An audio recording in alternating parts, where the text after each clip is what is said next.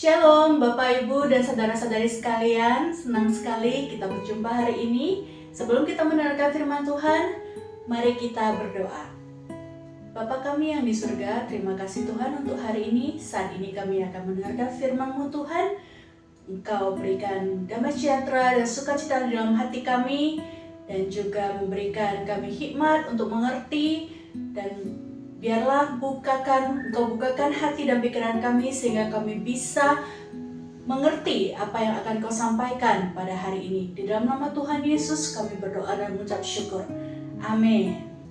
Puji Tuhan, hari ini saya bersyukur diberikan kesempatan untuk bersama-sama bisa membagikan, mendengarkan, dan merenungkan firman Tuhan.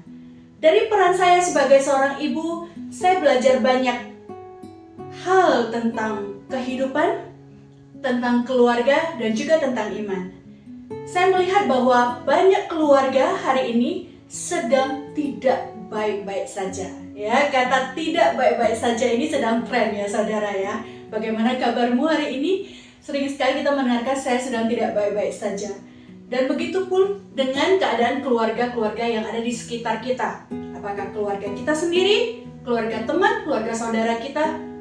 Banyak sekali saat ini keluarga yang sedang dalam kondisi tidak baik-baik saja. Tidak baik-baik saja bukan karena keluarga itu sedang runtuh, tetapi keluarga-keluarga ini sedang berusaha untuk bertahan.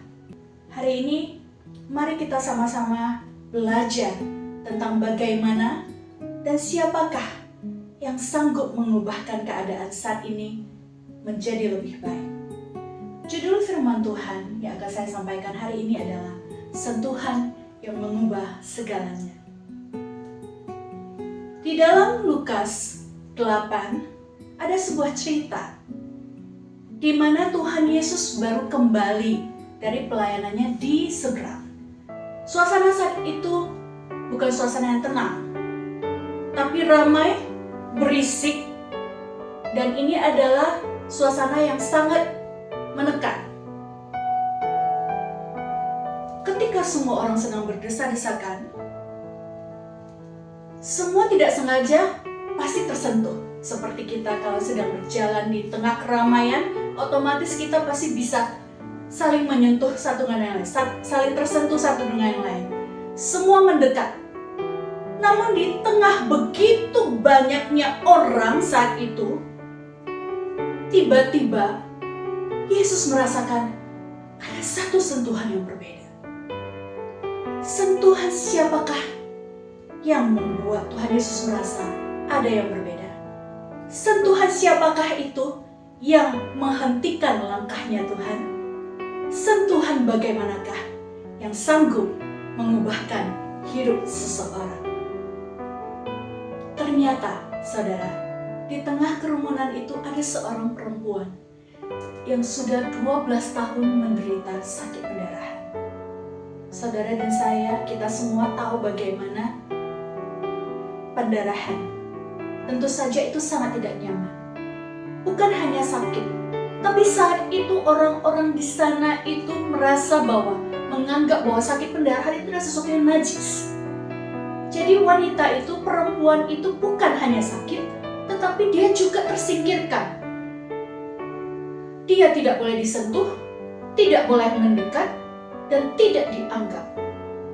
Dia sudah mencoba berbagai cara, ke tabib-tabib, kemanapun untuk berobat. Hartanya pun sudah habis, ludes. Harapannya itu sudah hampir enggak ada. Masalahnya, perempuan itu merasa bukan lagi bagaimana supaya saya sembuh, tetapi apakah saya masih ada harapan? Yuk kita buka firman Tuhan di dalam Lukas 8 ayat 43 sampai 44. Adalah seorang perempuan yang sudah 12 tahun menderita pendarahan dan yang tidak berhasil disembuhkan oleh siapapun. Ia maju mendekati Yesus dari belakang dan menjamah jumbai jubahnya, dan seketika itu juga berhentilah pendarahannya. Pertama, sentuhan iman. Sentuhan iman itulah yang bisa menghentikan langkah Tuhan Yesus, yang membuat Tuhan Yesus tiba-tiba berhenti ketika Yesus sedang berjalan di tempat yang tidak nyaman, tidak ideal, di waktu yang tidak tepat juga. Perempuan ini mengambil satu langkah iman. Ia tidak berseru, ia tidak meminta perhatian, ia hanya mendekat dan berusaha untuk bisa menggapai jubahnya Yesus. Ia ingin sekali untuk menyentuh zumbai dari jubahnya Yesus. Di dalam hatinya ia berkata, asal ku jamah saja zumbai jubahnya, aku akan sembuh. Imannya sederhana, tidak heboh, tidak dramatis juga, tidak emosional, tapi iman wanita ini menggambarkan suatu iman yang percaya sebelum melihat dan mengalaminya. Sebuah langkah kecil yang berani dan jujur, iman yang percaya sepenuhnya. Sentuhan iman itu yang akhirnya membuat langkah Tuhan terhenti saat itu. Saudaraku yang terkasih, di tengah keramaian hidup kita, situasi dan keadaan yang tidak baik-baik saja, sentuhan seperti apa yang sedang kita bawa kepada Yesus saat ini? Apakah kita sudah membawa sentuhan iman seperti yang dibawakan oleh wanita tersebut? Sentuhan yang membuat Yesus berhenti adalah sebuah sentuhan yang lahir dari iman. Iman yang sungguh berharap kepada Yesus. Berharap sepenuhnya kepada Yesus. Bagaimana dengan kita, saudara? Mari kita lanjutkan. Ketika Tuhan Yesus berhenti, tentu saja orang-orang pada melihat dan bertanya, why? Lah, ini Tuhan Yesus sedang berjalan cepat. Tetapi kenapa tiba-tiba Tuhan Yesus berhenti saat itu? Mari kita baca di dalam Lukas 8 ayat 45-46. Lalu kata Yesus, siapa yang menjamah aku? Dan karena tidak ada yang mengakuinya, berkatalah Petrus, Guru, orang banyak mengerumuni dan mendesak engkau.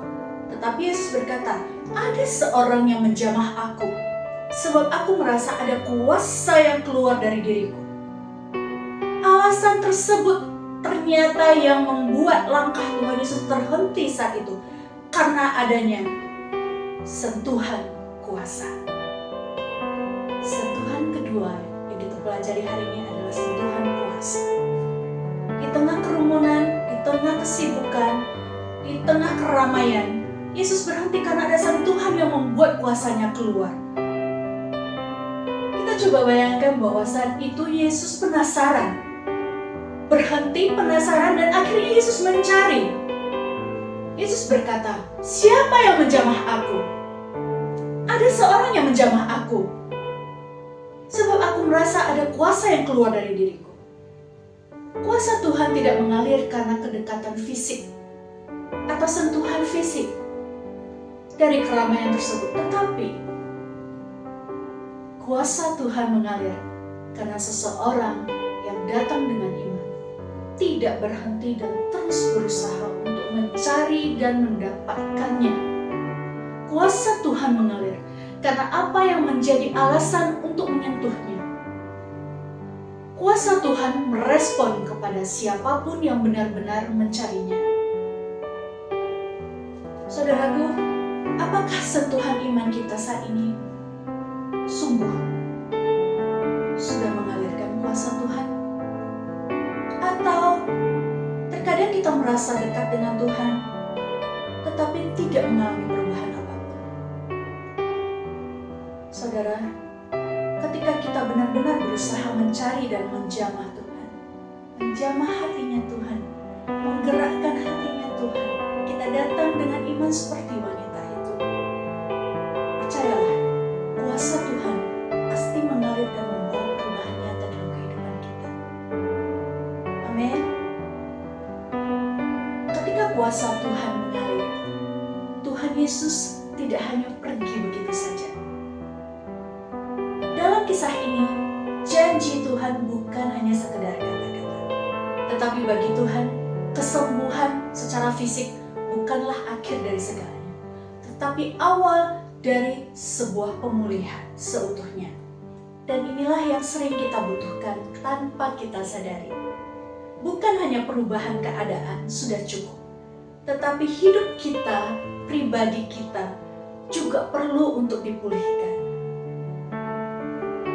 Ketiga, kita akan belajar sentuhan apa yang bisa mengubahkan hidup kita, yaitu sentuhan pemulihan. Yuk kita baca dalam Lukas 8 ayat 47-48.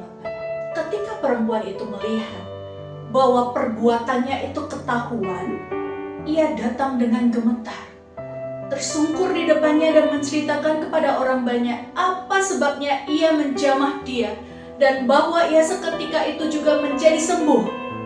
Maka katanya kepada perempuan itu, "Hai anakku, imanmu telah menyelamatkan engkau, pergilah dengan selamat."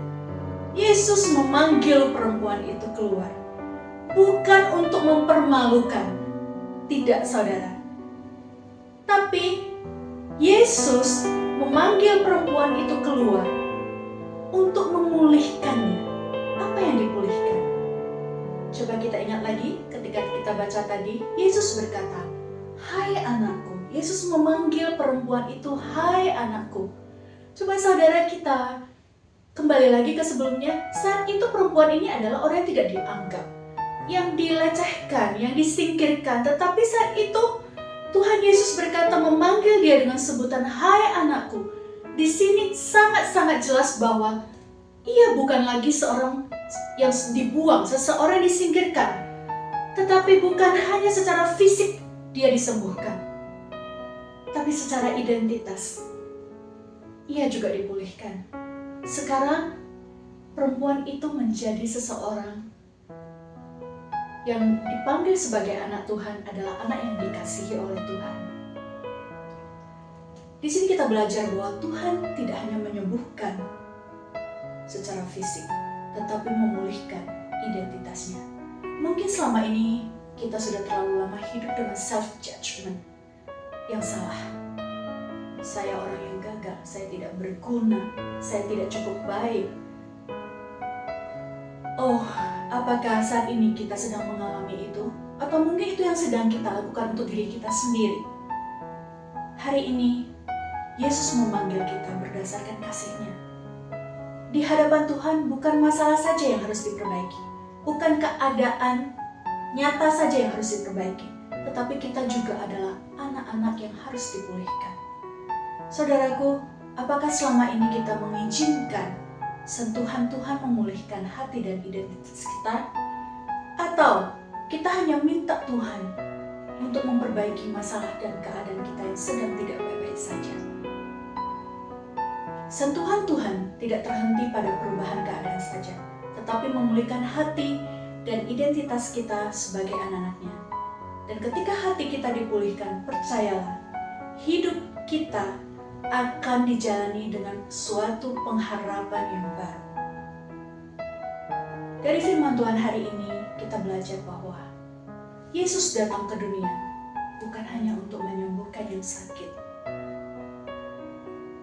tetapi untuk mencari, menyembuhkan, dan memulihkan kita yang berdosa.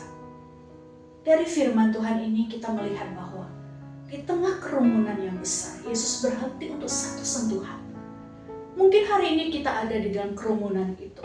Kerumunan itu yang berarti kesibukan kita, keramaian, dan masalah yang datang bertubi-tubi, keadaan yang tidak stabil di dalam kehidupan kita. Begitu banyak masalah tidak pernah selesai, beban yang menjadi semakin berat, dan satu kelelahan yang sudah membuat kita itu lost hope.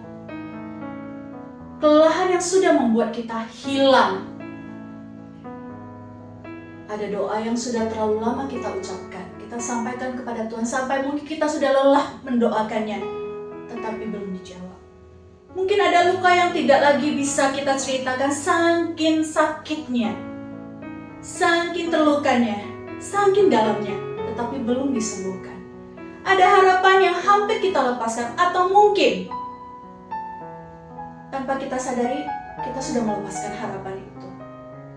Tuhan saat ini bertanya, bukan kepada kerumunan orang, tetapi kepada hati kita masing-masing saat ini. Apakah engkau mau datang kepadaku? Seperti yang Yesus sendiri katakan di dalam Matius 7 ayat 7. Mintalah, maka akan diberikan kepadamu. Carilah, maka kamu akan mendapatkan. Ketuklah, maka pintu akan dibukakan bagimu. Ketika ia mengetuk, Tuhan berhenti. Di tengah langkahnya yang dikejar waktu, Yesus berhenti karena iman seseorang mengetuk hatinya. Ketika ia mencari, Tuhan juga mencari dia. Yesus yang lebih dahulu mencari kita, siapa yang menyentuhnya? Di saat mencari, kita semua akan mendapatkan jawaban dan kuasa. Ketika Tuhan membukakan pintu, Tuhan memanggil. Ini adalah awal pemulihan di dalam hidup kita. Yesus tidak akan membiarkan kita begitu saja. Ia memanggil saya dan saudara, anakku. Mari, datanglah anakku. Tuhan tidak menjanjikan hidup tanpa masalah, tetapi Ia menjanjikan bahwa Ia akan selalu hadir untuk kita. Ia menunggu dari kita satu sentuhan yang mengubahkan segalanya. Satu sentuhan iman kepadanya, sentuhan untuk membuka kuasanya, dan sentuhan pemulihan bagi setiap kita. Mari kita berdoa.